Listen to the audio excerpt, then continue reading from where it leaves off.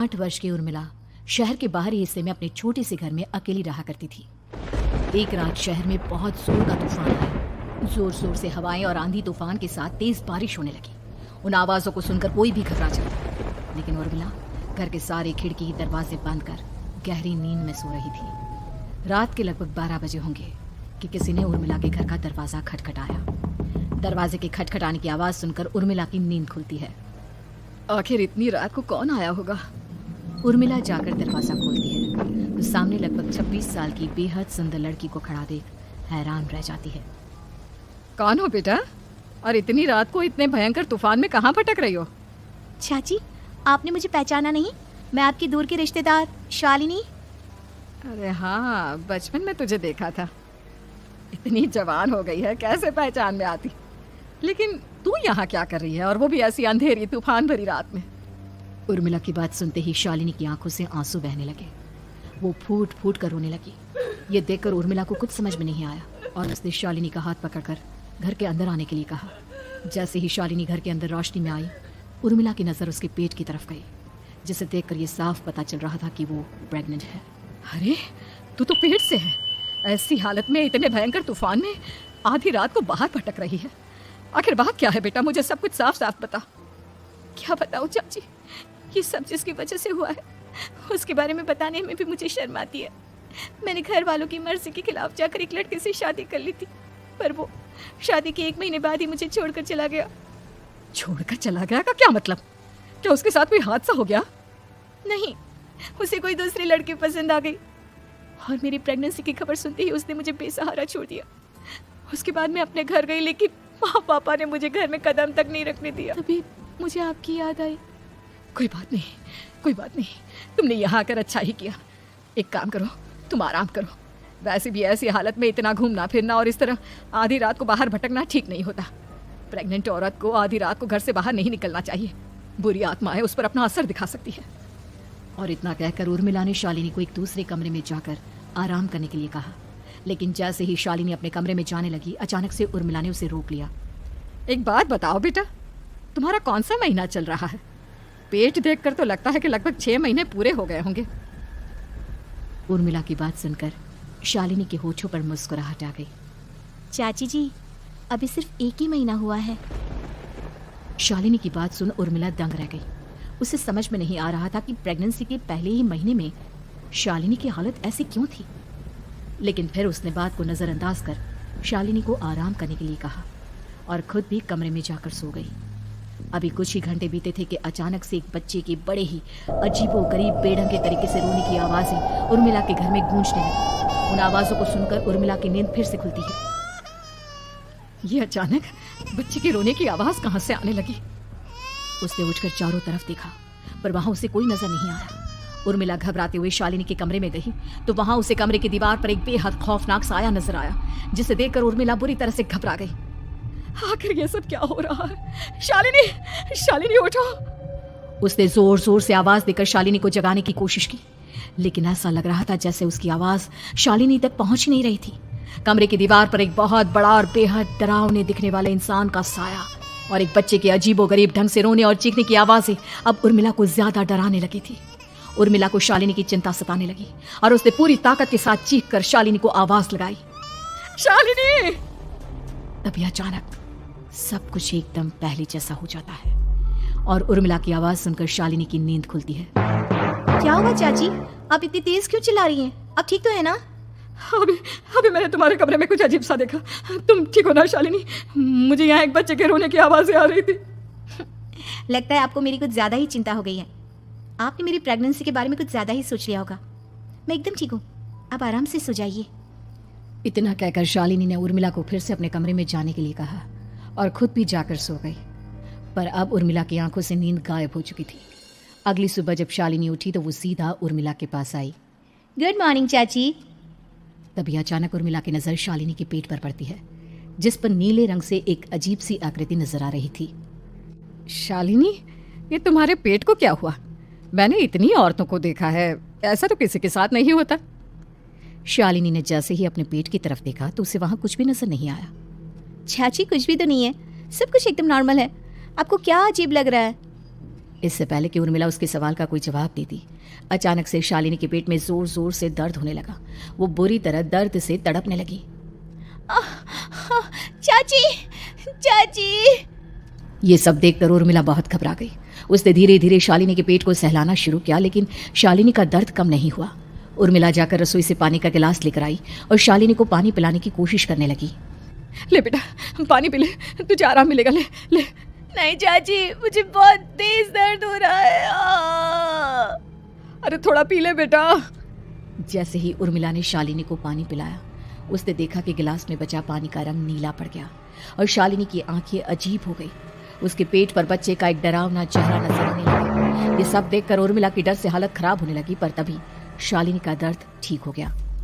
बेटी, अभी तुम्हारा दर्द ठीक है, तो ऐसा करो, तुम थोड़ी देर आराम कर लो। शालिनी को आराम करने के लिए कहकर उर्मिला तेज कदमों से चलकर घर से बाहर निकल जाती है और पास ही रहने वाली एक औरत कालिंदी के पास पहुंचती है। अरे उर्मिला बहन, बड़े दिनों बाद दिखाई दी, क्या हुआ? बहुत घबराई हुई सी लग रही हो, सब ठीक तो है ना? क्या बताओ कालिंदी बहन, मेरी एक दूर की रिश्तेदार आई हुई है, वो पेट से है और उसके साथ ना अजीब अजीब चीजें हो रही है। अब उर्मिला सारी बात कालिंदी को बताती है, जिसे सुनने के बाद काले जादू और तंत्र विद्या की माहिर कालिंदी एक ताबीज बनाकर उसे देती है। बहन, मुझे शालिनी पर किसी बुरी आत्मा का साया लगता है। ये ताबीज ले जाओ, आज रात को 12 बजे उसे पहना देना, फिर सब ठीक हो जाएगा। उर्मिला ताबीज लेकर घर वापस आती है और अब आधी रात के होने का इंतजार करने लगती है। जैसे ही आधी रात होती है, वो नींद में सोई शालिनी को ताबीज पहना शांति से अपने कमरे में आकर अपने पलंग पर लेट जाती है। अब सब ठीक हो जाएगा। ये सोचकर उर्मिला शांति की एक सांस ही लेती है कि तभी अचानक उसकी आंखों के सामने कुछ ऐसा आता है जिसे देखकर उर्मिला डर से चीखने लगती है। तुम कौन हो? कौन हो तुम? जाओ यहाँ से, जाओ जाओ यहाँ से। तभी उर्मिला की एक जोरदार दर्द भरी डरावनी चीख वहां पर गूंज गई। उर्मिला की आंखों के सामने एक बच्चा खड़ा हुआ था, जिसका पूरा शरीर किसी बूढ़े की तरह नजर आता था, लेकिन मुंह किसी नवजात बच्चे की तरह था। उसकी आंखें गुस्से से लाल थी और वो घूर घूर कर उर्मिला की तरफ देखा जा रहा था। कौन हो तुम? कौन हो? उर्मिला के चीखते ही वो बच्चा जोर जोर से रोने लगा। घबरा कर उर्मिला ने अपने हाथों को अपने कानों पर रख लिया। उसकी समझ में नहीं आ रहा है कि आखिर ये सब उसके साथ क्या हो रहा है। कौन हो तुम? कौन हो? क्या चाहते हो मुझसे? जाओ जाओ यहाँ से। आखिर तुम हो कौन? तभी अचानक से उर्मिला के पूरे घर में लाल रंग की रोशनी फैल गई। वो बच्चा धीरे धीरे कदमों से चलता हुआ उर्मिला की तरफ बढ़ने लगा। किसी नवजात पैदा हुए बच्चे के जैसे उसके रोने की आवाज अब उर्मिला के कानों में गूंज रही थी। लेकिन कुछ ही सेकंड में वो चुप हो गया और उसने बेहद खतरनाक आवाज में उर्मिला के सवाल का जवाब दिया। मैं वो हूँ जो अब तक पैदा नहीं हुआ, लेकिन जब मैं पैदा हो जाऊंगा तो वो होगा जो अब तक कभी नहीं हुआ। ये क्या कहना चाहते हो तुम? ऐसा क्या हुआ जो अब तक नहीं हुआ? तबाही होगी, तबाही।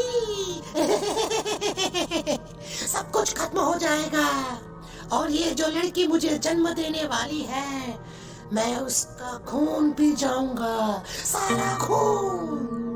उस बच्चे की बात सुनते ही उर्मिला बुरी तरह घबरा गई। उसका एक बुजुर्ग आदमी जैसा शरीर, एक नवजात बच्चे जैसा चेहरा, ये दोनों ही बातें उर्मिला की समझ से बाहर गई। तभी वो बच्चा अचानक गायब हो गया। घर का माहौल फिर से पहले जैसा हो गया। लाल रंग की रोशनी भी अब गायब हो चुकी थी। उर्मिला दौड़कर शालिनी के कमरे में पहुंची, जहां वो गहरी नींद में सोई हुई थी, पर उसके गले का ताबीज गायब हो चुका था। उठो उठो शालिनी, उठो बेटा, मुझे तुमसे जरूरी बात करनी है। अरे चाची, क्या हुआ? इतनी रात को आप परेशान क्यों कर रही हैं? सब ठीक है ना? अभी जब तुम सो रही थी ना, तो मैंने तुम्हारे गले में एक ताबीज पहनाया था। कहाँ गया बेटा, बताओ मुझे। शालिनी ने चारों तरफ अपनी नजरें घुमाकर देखा, लेकिन वहां पर कोई ताबीज नहीं था। वह हैरानी से उर्मिला के चेहरे की तरफ देखने लगी। उसे समझ में नहीं आ रहा था कि आखिर उर्मिला किस ताबीज के बारे में बात कर रही थी। नहीं चाची, यहाँ कोई ताबीज नहीं है। लगता है आपने कोई बुरा सपना देखा है। मैंने कोई बुरा सपना नहीं देखा। खैर छोड़ो, तुम अब सो जाओ, कल सुबह बात करते हैं। डर और घबराहट की वजह से उर्मिला की आंखों से नींद तो जैसे बिल्कुल गायब हो गई थी। अगली सुबह उर्मिला बिना कोई देर किए गांव के बाहर एक छोटी सी झोपड़ी में रहने वाले बूढ़े पंडित के पास पहुंची। पंडित जी, मेरी मदद कीजिए। अरे आओ आओ उर्मिला, क्या हुआ? सब ठीक तो है ना? क्या बताओ पंडित जी, बहुत बड़ी मुसीबत है। मेरी दूर की एक रिश्तेदार लड़की पेट से है और उसके साथ बहुत डरावनी चीजें हो रही है। कल रात को तो एक अजीब सा दिखने वाला बच्चा मेरी आंखों के सामने आकर खड़ा हो गया था। ये तुम क्या कह रही हो? मुझे साफ साफ बताओ कि आखिर तुमने क्या देखा? उर्मिला ने अपने साथ हुई बीती रात की पूरी घटना पंडित जी को बताई, जिसे सुन पंडित जी के माथे पर चिंता की लकीरें उभर आई। अनर्थ होने वाला है, अनर्थ। बरसों पहले भी उस हैवान ने एक लड़की के पेट से जन्म लिया था और उसके बाद उस शहर को पूरी तरह से तबाह कर दिया। कैसी विपदा पंडित जी, कैसी बात कर रहे हैं आप? बताइए मुझे, और इसका उपाय क्या है? इसका उपाय तो है, लेकिन बहुत कठिन है। हो सकता है कि उस उपाय को करने के दौरान तुम्हारी जान भी चली जाए। मुझे मेरी जान की कोई परवाह नहीं, पर आप जिस तबाही के बारे में बात कर रहे हैं, बस वो नहीं होनी चाहिए। लाखों लोगों की जान बचाने के लिए मैं कुछ भी करूंगी। तो ठीक है, मेरी बात ध्यान से सुनो। बरसों पहले एक भयानक तांत्रिक ने अपनी तंत्र क्रिया के जरिए एक मासूम लड़की के साथ रिश्ता बनाकर उसके पेट से जन्म लिया था। इस तरह से वो अपने जैसे लोगों की संख्या इस दुनिया में बढ़ाना चाहता था। आपके कहने का मतलब है कि शालिनी के पेट से भी उस शैतान को जन्म लेना है, इसलिए उसने उसके साथ ये सब किया है। ठीक पहचाना तुमने। अब मैं तुम्हें एक ऐसा सिंदूर दूंगा जिसे तुम्हें ले जाकर उस लड़की के पेट पर लगाना होगा। क्या ऐसा करने से सब कुछ ठीक हो जाएगा? नहीं उर्मिला, ये सब इतना आसान नहीं। उस लड़की के पेट पर सिंदूर लगाने के बाद तुम्हें उसका पेट काटकर उस हैवान को बाहर निकालना होगा। नहीं पंडित जी, मैं ये सब नहीं कर सकती। मैं भला एक जिंदा लड़की के पेट को अपने हाथों से कैसे काट सकती हूँ? अगर तुमने ऐसा नहीं किया तो कुछ ही दिनों में वो हैवान उस लड़की के शरीर से जन्म लेगा और उसके शरीर के सारे खून को पीकर अपनी ताकत को बढ़ाएगा। उसके बाद वो धीरे धीरे इस पूरे शहर को तबाह कर देगा। यहाँ पर कोई जिंदा नहीं बचेगा। लेकिन अगर मैं उसके पेट को काट दूंगी तो क्या वो जिंदा बच पाएगी? अगर शालिनी को कुछ हो गया तो, अगर उसकी मृत्यु हो गई तो? ऐसा कुछ नहीं होगा उर्मिला, तुम्हें अपने मन को पक्का करके ये काम करना ही होगा। सिंदूर लेने के बाद उर्मिला झोपड़ी से बाहर निकलने ही वाली थी कि तभी पंडित जी ने उसे पीछे से आवाज देकर रोका। उर्मिला, उस लड़की का पेट काटकर हैवान को बाहर निकालना ही काफी नहीं होगा। तुम्हें ध्यान रखना होगा कि ये सब करते हुए उस बच्चे का जो आधा बूढ़े का शरीर है उस पर सिंदूर की एक बूंद भी ना लगने पाए, क्योंकि अगर ऐसा हुआ तो वो तुम्हें और बाकी सबको कच्चा खा जाएगा। पंडित जी की बात सुन उर्मिला की आंखें फटी रह गई और उसके शरीर में डर की लहर दौड़ गई। फिर भी उसने हिम्मत की। ठीक है पंडित जी, मैं पूरी कोशिश करूंगी कि मैं उस हैवान को वहीं के वहीं खत्म कर पाऊं। इसके बाद उर्मिला तेज कदमों के साथ घर वापस आती है। दिन बीतता है, रात का अंधेरा छाने लगता है। शालिनी खाना खाकर सोने चली जाती है और उर्मिला लगातार उसके गहरी नींद में सो जाने का इंतजार करने लगती है, जिसके बाद उर्मिला दबे कदमों से शालिनी के कमरे में पहुंच गई। मुझे ये करना ही होगा।